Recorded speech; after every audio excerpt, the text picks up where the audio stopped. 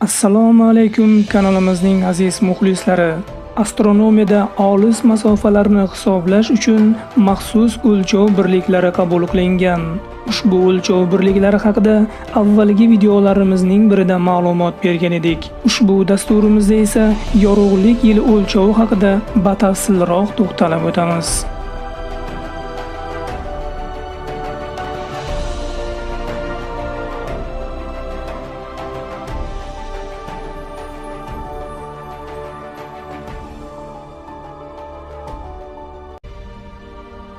Yorug'lik yili astronomiyada eng ko'p qo'llaniladigan masofa o'lchov birligi. Boisi yorug'lik tezligining doimiyligi va koinotning istalgan nuqtasida bir xilda ekanligidir. Yorug'lik yili deb yorug'likning vakuumda bir yer yili davomida bosib o'tgan masofasiga aytiladi. Yorug'lik sekundiga salkam 300 ming kilometr tezlikda harakatlanadi. Bir yilda esa yorug'lik 9,46 trillion kilometr masofani bosib o'tadi. Ya'ni bir yorug'lik yili salkam 9,5 trillion kilometrga teng demakdir. Insoniyat koinotni o'rganib borarkan, koinotning fanga ma'lum sarhadlari ortib borishi bilan olis koinotdagi samo jismlari orasidagi masofalarni nima bilandir o'lchash zaruriyati tug'ildi. Nafaqat kilometr o'lchovi, balki astronomik birlik o'lchovi ham koinotning uzoq qismlarini o'lchashga kamlik qilib qoldi. 19-asrning birinchi yarmida nemis astronomi Friedrich Bessel oqqush yulduz turkumidagi oqqush 61 yulduzini kuzatarkan, bu yulduz Yerdan 660 ming astronomik birlik uzoqligida, kilometr hisobida esa salkam 100 trillion kilometr uzoqlikda joylashganligini ma'lum qildi. Bessel yorug'lik bu masofani 10,3 yilda bosib o'tishini ta'kidlab o'tdi. Yana bir nemis astronomi Otto Uhle 1851-yilda koinotdagi olis masofalarni yorug'likning bir yilda bosib o'tadigan masofasida o'lchashni va bu o'lchov birligini yorug'lik yili deb nomlashni fanga taklif qildi.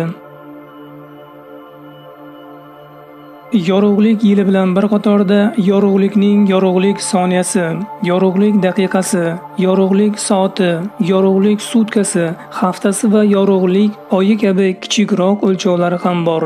Yorug'lik sekundiga 299,792 kilometr masofani bosib o'tsa, bir daqiqada 18 million kilometrga yaqin masofani, bir soatda esa 1,80 milliard kilometr masofani, bir sutkada esa 26 milliard kilometrga yaqin masofani bosib o'tadi. Oy Yerga eng yaqin koinot jismi hisoblanadi. Oy va Yer o'rtasidagi masofa o'rtacha 384 ming kilometr. Yorug'lik uchun bu masofa 1,3 sekundni tashkil qiladi. Yer Quyoshdan o'rta hisobda 150 million kilometr uzoqlikda joylashgan. Yorug'lik bu masofani 8 minut 20 sekundda bosib o'tadi.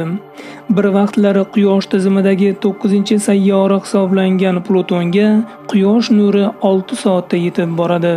Insoniyat tomonidan yasalgan texnikalar ichida Yerdan eng olis masofaga uzoqlashgan Voyager 1 zondiga Quyosh nuri yetib borishi uchun 22 soatdan ko'proq vaqt kerak bo'ladi. Quyoshga eng yaqin joylashgan Centauri Proxima va Centauri Alpha yulduzlarigacha bo'lgan masofa 4,2 yorug'lik yilini tashkil qiladi. Tungi osmonimizdagi eng yorug' yulduz Sirius yulduzi bizdan 8,6 yorug'lik yili uzoqligida joylashgan. Katta ayiq yulduz turkumidagi Aliyot yulduzigacha bo'lgan masofa 80 yorug'lik yilini, ushbu yulduz turkumidagi Dubha yulduzigacha bo'lgan masofa esa 122 yorug'lik yilini tashkil qiladi. Quyoshdan Samonyuli galaktikasining markazigacha bo'lgan masofa 26 ming yorug'lik yili uzoqligida. Orion tumanligi Quyoshdan 1300 yorug'lik yili uzoqligida joylashgan. Agar bu masofani kilometr hisobida o'lchaydigan bo'lsak, mana shunday sifrlarni tashkil qiladi. Zaminimiz Yerga eng yaqin kvazargacha bo'lgan taxminiy masofa 3 milliard yorug'lik yil atrofida. Biz yer yuzida atrofimizdagi barcha narsa buyumlarni ayni vaqtdagi holatini ko'ramiz. Sababi shundaki, yorug'lik bir soniyada yer ekvatorini 7 marta aylanib chiqa oladi. Shu sababdan bizni qurshab turgan barcha narsa buyumlarni real holatini ko'rib turibmiz. Koinot esa nihoyatda ulkan. Undagi fazo jismlari bizdan shu qadar olisda joylashganki, hattoki aql bovar qilmas darajada katta tezlikka ega yorug'lik ham bu masofalarni bosib o'tish uchun yuzlab, minglab, hatto million, milliardlab yillar kerak bo'ladi. Biz Quyoshdan 8 yorug'lik daqiqasi uzoqligidamiz. Tasavvur qilingki, Quyosh bilan nimadir ro'y berdi-yu, u o'z-o'zidan g'oyib bo'ldi. Biz bundan 8 daqiqa yu 20 soniya o'tgandan so'ng xabar topamiz. Biz har gal samoga yuzlanar ekanmiz, osmonimizni to'ldirib turgan yulduzlarning o'tmishiga nazar solgan bo'lamiz. Chunki tunda biz ko'rayotgan yulduzlarning bizga ko'rinib turgan ko'rinishini o'zida aks etuvchi fotonlar u yulduzlarni o'nlab, yuzlab, minglab yillar avval tark etgan. Misol uchun bizga bolalikdan ancha tanish bo'lgan va shimolni aniqlash uchun biz tunda izlaydigan oltin qoziq yulduzi bizdan 447 yorug'lik yili uzoqligida joylashgan. Demakki, biz uni 447 yil avvalgi holatini ko'rib turibmiz.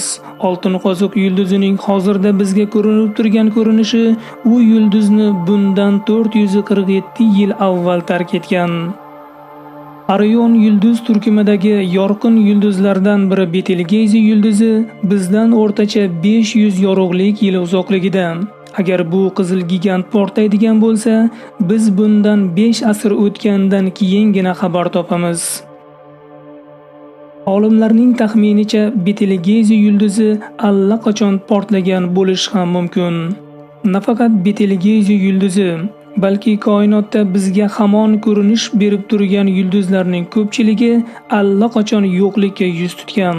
Ularni so'nganligini o'zida namoyon qiluvchi yorug'lik hali bizgacha yetib kelmagan. Shuningdek, koinotning turli burchaklarida yangi paydo bo'lgan ming-minglab yulduzlarning paydo bo'lganligidan xabar beruvchi yorug'lik oradagi masofa uzoqligi uchun hali bizga yetib kelmagan. Misol uchun Yerdan 7000 yorug'lik yil uzoqligida joylashgan Burgutlar tumanligidagi Burgut boshiga o'xshash ustunlar bundan 6000 yil avval yulduzlarga aylanib bo'lgan. Bizga hali hamon ko'rinish berib turgan ushbu jozibador ustunlar ayni vaqtda mavjud emas, lekin biz bundan 1000 yil o'tgandan keyin xabar topamiz. Chunki bu tumanliklar o'rnida paydo bo'lgan yangi yulduzlarning yorug'ligi bizga 1000 yildan so'ng yetib keladi. Odamzod radiotexnikaga ega bo'lib, ilk radio uzatishlarini amalga oshirganiga 1 asrdan biroz ko'proq vaqt o'tdi. Signallarni yorug'lik tezligiga juda yaqin tezlikda harakatlanishini inobatga oladigan bo'lsak, bizdan 120 yorug'lik yil uzoqligida joylashgan yulduzlar atrofidagi sayyoralarda sivilizatsiyalashgan hayot mavjud bo'lsa-yu, ular biz insonlardek texnologiyalarga ega bo'lsa, ularning radioteleskoplari insoniyatning ilk radio eshittirishlarini eshitishlari mumkin. Bugungi zamonaviy sivilizatsiyamizdan esa 120 yildan so'ng xabar topishadi. Bizdan 120-130 yorug'lik yil uzoqligida joylashganlar biz haqimizda hech narsa bilishmaydi. Go'yoki yer yuzida hech qachon hayot mavjud bo'lmagandek. Galaktikalar yulduzlardan ham olisda joylashgan. Ba'zi galaktikalar bizdan milliardlab yorug'lik yil uzoqligida joylashgan. Bizga eng yaqin Andromeda galaktikasigacha bo'lgan masofa 2,5 million yorug'lik yiliga teng. Agarda Andromeda galaktikasidagilarda bizning zaminimizni ko'rishning imkoni bo'lsa, ular Yerni 2,5 million yil avvalgi holatini, ya'ni odamzod yer yuzida endigina paydo bo'lgan davrlarni ko'rishi mumkin. Ilm-fan olamning yoshini 13 milliard 700 million yil deb belgilagan.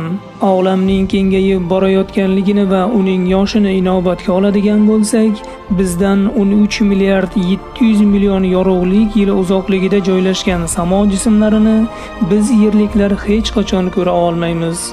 Boisi bu masofadan olisda joylashgan jismlarning ko'rinishi Yergacha yetib kelishiga shunchaki vaqt yetmaydi.